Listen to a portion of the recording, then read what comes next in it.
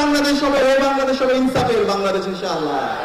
বাংলাদেশে গত 55 বছর যে মাফিয়াতন্ত্র তৈরি হয়েছে, যে জুলুমতন্ত্র তৈরি হয়েছে, যে চাঁদাবাজি, সন্ত্রাসী, দুর্নীতি তৈরি হয়েছে, যে ফেসিবাদী কাঠামো তৈরি হয়েছে, সেই ফেসিবাদী কাঠামোকে আমরা চিরতরে বন্ধ করে দেব ইনশাআল্লাহ।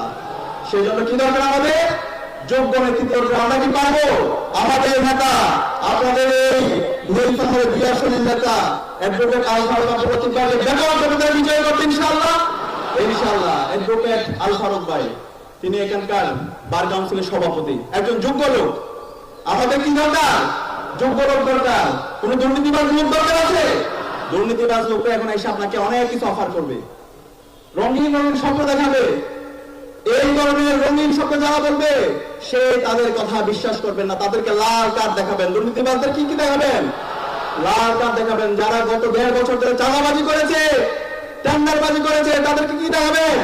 লাল কার্ড দেখাবেন। যারা সারা দেশ ব্যাপী আমার মাদের উপর, বোনদের উপর হামলা করছে, আমার মা বোনদেরকে বিভক্ত করে হুমকি দিচ্ছে, গতকালকেও চট্টগ্রামে যারা দর্শন করেছে, তাদেরকে আগামী 12 ফেব্রুয়ারি আমরা কি দেখাবো? লাল কার্ড দেখাবো। এবং গত 55 বছরে উত্তরবঙ্গের যে অবৈধ সম্ভাবনা, সেই সম্ভাবনাকে যারা নস্যাৎ করেছে, আমরা তাদেরকে লাল কার্ড দেখাবো।